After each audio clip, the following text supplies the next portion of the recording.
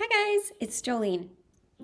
This week we're reading another story from the Growing in God's Love Story Bible by Elizabeth F. Caldwell and Carol A. Wareheim. The story this week is called The Widow and the Judge, and it's based on a story from the Gospel of Luke. I'll get you back. Maybe your brother took the truck you were playing with, so you grabbed one of his toys. Has a classmate been really mean to you at school, so you decided to get even? Ooh. Jesus told a parable that helps us think about how he wanted us to treat others. As you hear it or read it, pay attention to the characters in the story Jesus told. What did they say? What did they do? Judges were important people in the life of the city. They helped people settle arguments. One judge who lived there did his job, but he did not respect God. This judge didn't even respect people. This judge cared only about what was important to him. A woman lived in this same city. She was called a widow because her husband had died. Someone had treated her unfairly. She went to the judge to get what was hers. Every time he showed up to hear the cases, she was there. She was determined to win. So she kept going to the judge day after day. "Give me what's mine," she demanded. The judge tried ignoring her, but this didn't work. Then the judge told her, "You are not going to win this case." But she showed up anyway, demanding, "Give me what's mine." Finally, the judge had enough. He said to himself, "This widow is really bothering me. She won't give up. She is causing me extra work. Every time I appear to hear cases in the village, she is there. Everyone sees her and hears her. I don't respect God or people, but I am tired of her." So finally, the judge gave her what she wanted. Gosh, that's kind of a weird story, huh? It sounds like sometimes, like even today, when people have disagreements and they will go to a court and talk to a judge, and the judge will decide who's right. It was kind of similar back then, where they would have judges that would decide when two people argued what was the right thing. Now, in this story, this Bible story doesn't tell us the whole story, but it sounds like the woman, someone owed her some money and she needed that money so she could buy food and stuff. And the judge, since he didn't really care about people, he just said, "I don't care. I don't want to deal with that." But she kept coming back and said, "I'm really hungry. I really need that money. I really need you to help me." So I think God would like us to get along so that we wouldn't even need judges, right? A judge is an important person sometimes to help us decide when we don't get along. But it would be better if we just got along, right? And we were nice to each other and we didn't take things from people that didn't belong to us. That would be good. Our theme this month is forgiveness. And forgiveness is an important thing when it comes to getting along with people, right?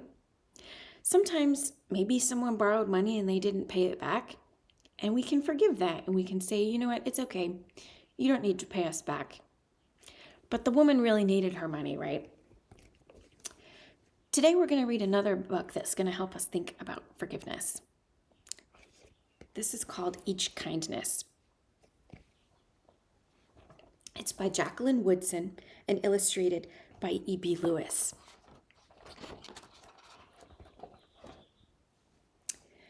That winter, snow fell on everything, turning the world a brilliant white. One morning, we settled into our seats. The classroom door opened, and the principal came in.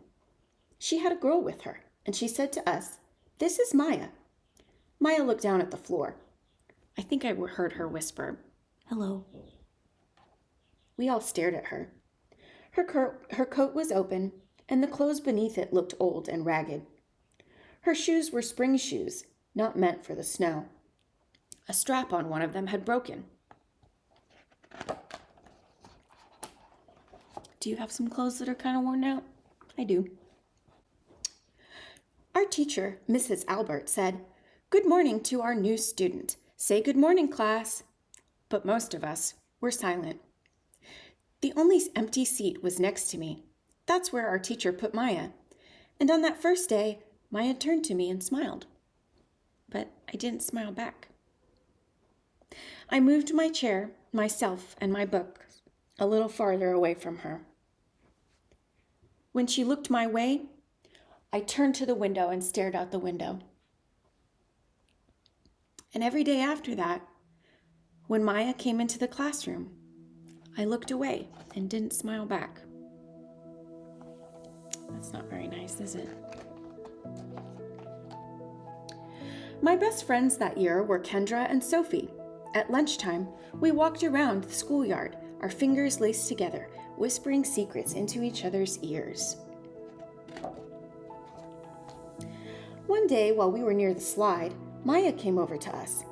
She opened her hand to show us the shiny jacks and tiny red balls she'd gotten for her birthday. "It's a high bouncer," she said. But none of us wanted to play. So Maya played a game by herself all instead. That's not very nice, is it? Would it be nice to play with Maya? Seems like she wants to play with them. She wants to be friends.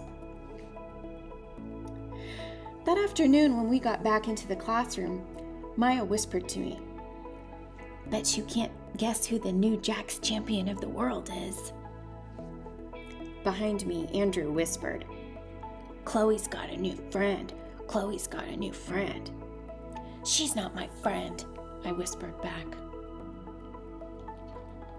Gosh, that's not very nice, is it?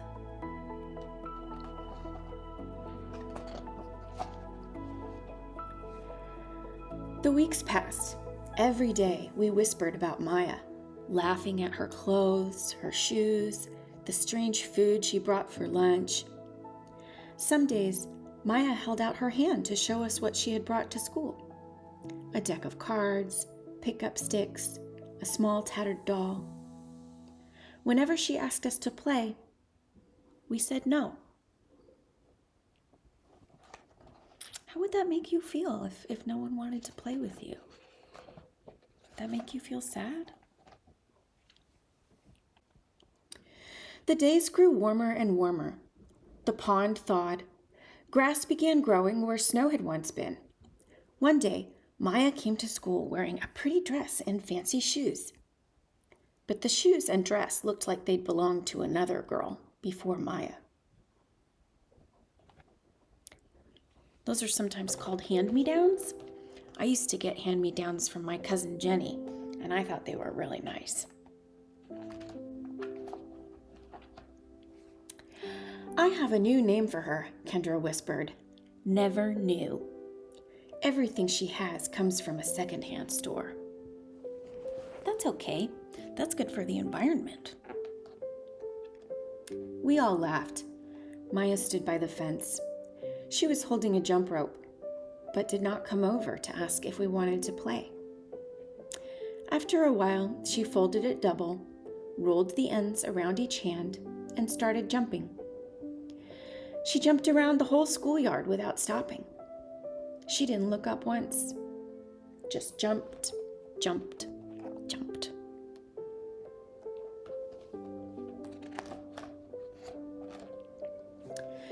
The next day, Maya's seat was empty.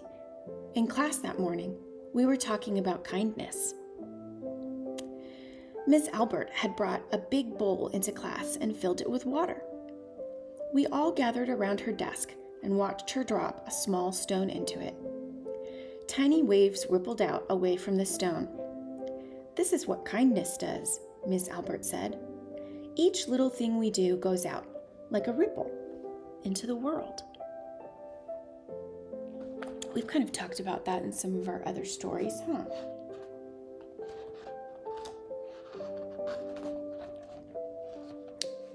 Then Miss Albert let us drop the stone in as we told her what kinds of things we had done. Joseph held the door for his grandmother. Kendra helped change her baby brother's diaper. Even mean old Andrew had done something. "I carried teacher's books up the stairs," he said. And Miss Albert said it was true. I stood there, holding Miss Albert's rock in my hand, silent. "Even small things count," Miss Albert said gently. But I couldn't think of anything and passed the stone on.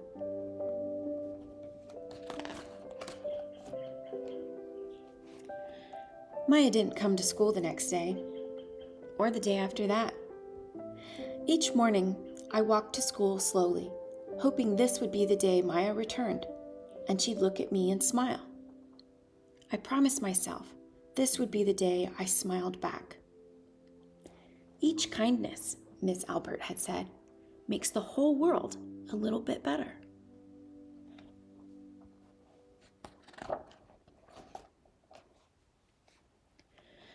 But Maya's seat remained empty, and one day, Miss Albert announced to the class that Maya wouldn't be coming back. Her family had to move away, Miss Albert said. Then she told us to take out our notebooks. It was time for spelling.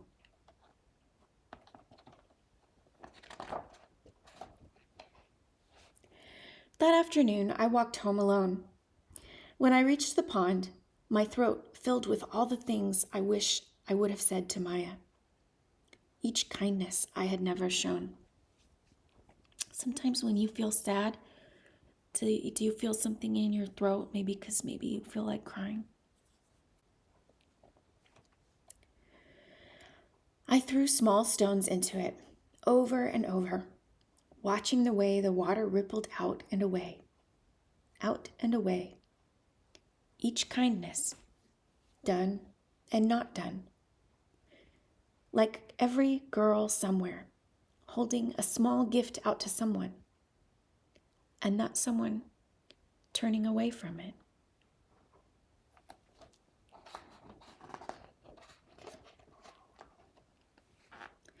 I watched the water ripple as the sun set through the maples, and the chance of a kindness with Maya became more and more forever gone.